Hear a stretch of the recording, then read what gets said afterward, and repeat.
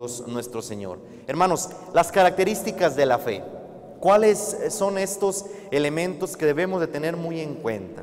Quiero que pongan mucha atención y que cada uno vaya recapitulando en su propia vida, en su propia fe, sin tener miedo a decir, ah caray, se me hace que yo no tengo esto.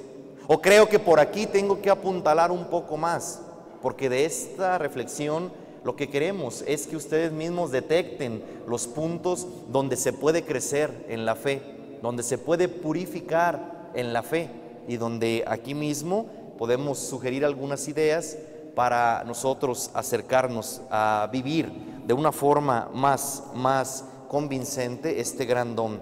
Ayer veíamos que la fe es un don recibido, hoy veremos que la fe es un don que exige vivirse, que tiene que llevarse a los demás, que no puede quedarse sola y exclusivamente en el corazón del hombre y en las actitudes propias que conciernen exclusivamente a una persona, sino que la fe misma tiene que ser llevada a los demás, tiene que ser compartida, vivida con los otros, con aquellos que en virtud del mismo bautismo también tengo que llamar hermanos.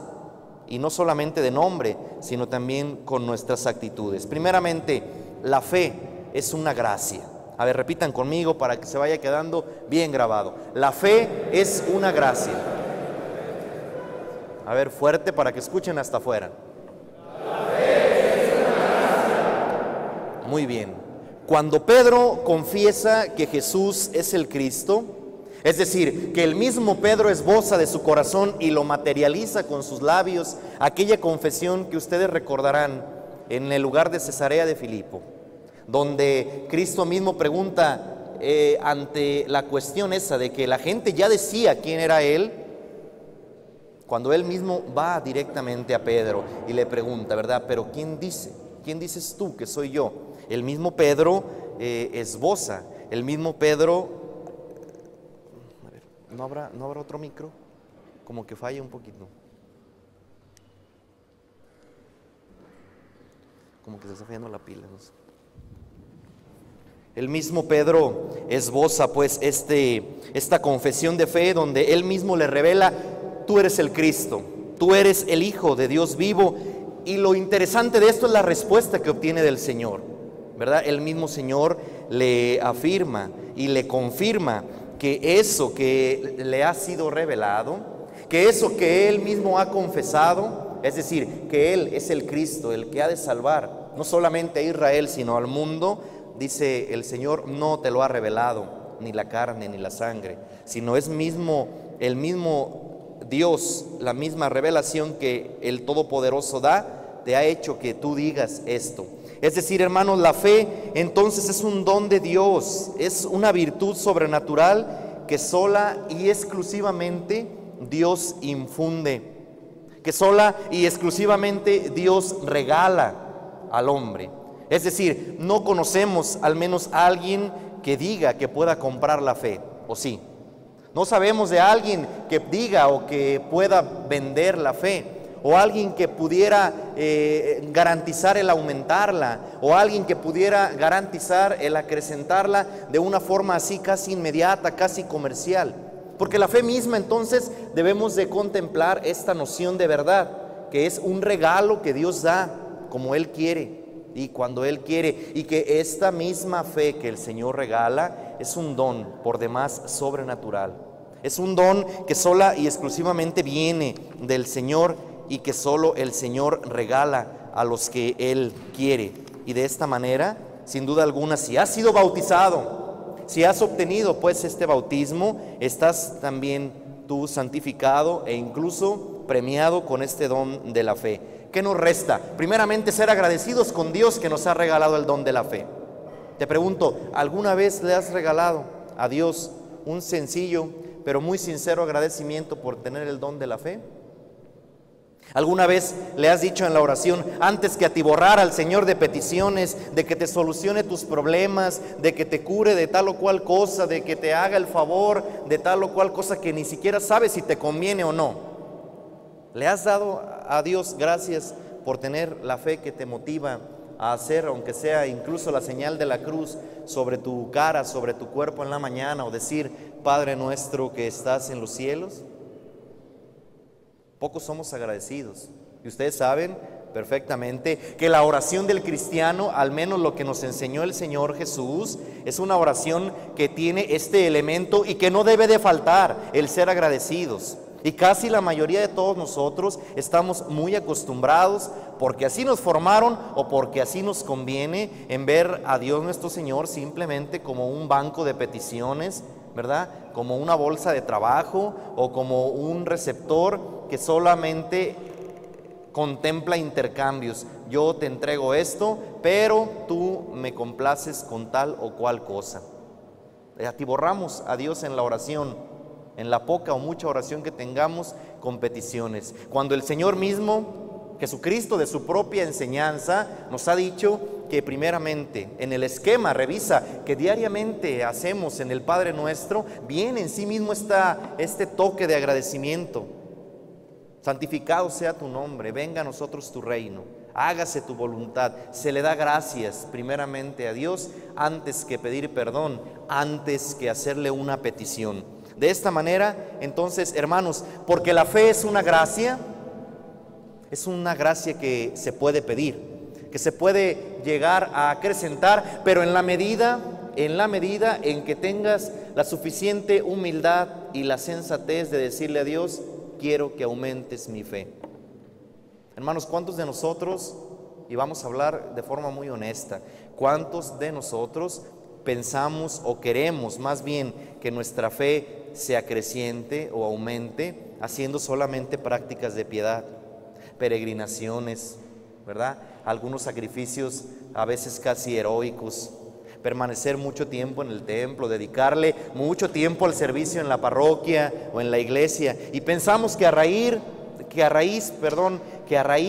de tanto esfuerzo, de tanto sacrificio, mi fe va en aumento, que mi fe puede ir en aumento. Fíjense cuántas personas, ¿verdad?, que son pues muy dados a este tipo de devociones, de ir en peregrinación a tal parte, de entrar de rodillas, de tener tal o cual manda, que son muy buenas, que hay que seguirlas fortaleciendo, pero se cree que a raíz de esto puede aumentar la fe. Y cuando tenemos que tener muy en claro que la fe, por ser una gracia, es un don que Dios mismo regala, y que por ser un don que Dios mismo regala, es necesario que lo pidamos con sencillez. Ojalá que el día de hoy te lleves esta norma para tu propia vida. Pide la fe, dile a Dios que te regale más fe, que al fin y al cabo sola y exclusivamente es Dios el que puede aumentar esa fe que seguramente te hace falta para darle respuesta a los problemas que nos aquejan. ¿Estamos de acuerdo? Sí. La fe es una gracia, claro que sí. Bien, segundo punto, la fe es un acto humano. Repitan conmigo, la fe es un acto humano. No es contrario ni a la libertad ni a la inteligencia el depositar la confianza en Dios, en decirle a Dios: te creo en las verdades que me has revelado. Es decir, no aniquila nuestra propia libertad, no aniquila nuestra propia inteligencia el hecho de decirle a Dios que creo. Ustedes saben perfectamente que entonces aquella persona que posee una fe, que tiene una fe en su interior, debe ser una persona libre. Una persona que diga: yo voy a misa el domingo no porque me obligue, a mí me vale 3 cacahuates el precepto. Ojalá que tuviéramos todos esa actitud, que dijéramos: a mí no me interesa que sea precepto de la iglesia el ir el domingo, yo voy porque lo necesito. Yo voy a misa porque me nace y porque incluso quiero acrecentar mi fe. Hay gente que se queja: padre, estoy muy frío en mi fe, ando muy helado en mi fe. Pues sí. ¿Y cómo está tu participación en la misa? ¿Cómo está tu vida sacramental? ¿Ha sido en aumento? ¿Frecuentas la confesión? ¿Acudes también a la lectura espiritual? Es más, ¿le echas mano, aunque sea así, de una forma esporádica, a la Sagrada Escritura? No, pues no. No, pues no, ¿verdad? Exactamente. El que se aleja del fuego se enfría. Y esto es algo que verdaderamente tenemos que meterlo a nuestro propio interior. La fe es un don que, aunque es una gracia y es un regalo que Dios da, hay que también perseverar en él. Ahorita lo vamos a ver más a detalle. Entonces, hermanos, la fe es un acto humano. La fe requiere también que deposites esa convicción, esa inteligencia que Dios te ha dado en tratar de vivir esta fe. Ya se acabaron los tiempos de la fe del carbonero. No le eches la culpa al lugar donde te criaste. Que yo me crié en un rancho, que viví mi vida de mi niñez en un barrio sencillo. Por eso, pues yo creo simplemente, nada, no se vale eso. El mismo año de la fe lo que quiere es precisamente que tomes conciencia de esta fe y que trates de indagar, que digas creo, pero creo no porque me lo enseñaron, sino porque me he adherido y porque mi inteligencia me ha dado para comprender, al menos en lo posible, que Dios es Padre, que es Hijo, que es Espíritu Santo, que la Virgen María es Madre verdadera de Dios, que la Virgen María es virgen perpetuamente, que ha subido a los cielos en cuerpo y alma y que nació también limpia del pecado original, no solamente porque me lo han dicho. También decir creo en que Cristo mismo murió por mí y que Cristo mismo me va a juzgar y que en el final de mi vida yo voy a tener la suerte última que Dios vaya a darme según su juicio, según mis obras y según mi fe. No solamente decir, bueno, es que esto me enseñaron y el catecismo yo lo repasé de esta manera. Fíjense, hermanos, en la historia de la época, pues de la filosofía y del modernismo y todas estas corrientes, hubo un hombre que seguramente ya lo han mencionado, que no estaba tan errado en aquellas afirmaciones que hasta la fecha a muchos católicos nos duelen. Carlos Marx, alguna vez él apuntó, ¿verdad?, que el cristianismo, y refiriéndose precisamente de una forma concreta al catolicismo, era el opio del pueblo, es decir, la droga del pueblo. ¿Ya lo habían oído? ¿Lo habían escuchado? Es Carlos Marx, que dio fundamento a muchas teorías políticas, a muchas teorías económicas. Él mismo decía, ¿verdad?, y no tenía miedo en reclamarlo de esta forma en sus escritos e incluso oralmente, que el cristianismo era la droga del pueblo. Era aquella anestesia en la que el pueblo vivía, ¿verdad?, aletargado, como adormilado, pensando en una vida futura donde se le iba a premiar todo aquello que en vida sufriera y sufriera calladito, sufriera aquello que no dijera nada, sufriera aquello que esperando en la bienaventuranza eterna, porque bienaventurados aquellos que sufren, ¿verdad?, aquellos que lloran, aquellos que ríen, porque de ellos es el reino de los cielos. De esta manera, Carlos Marx decía, es una droga.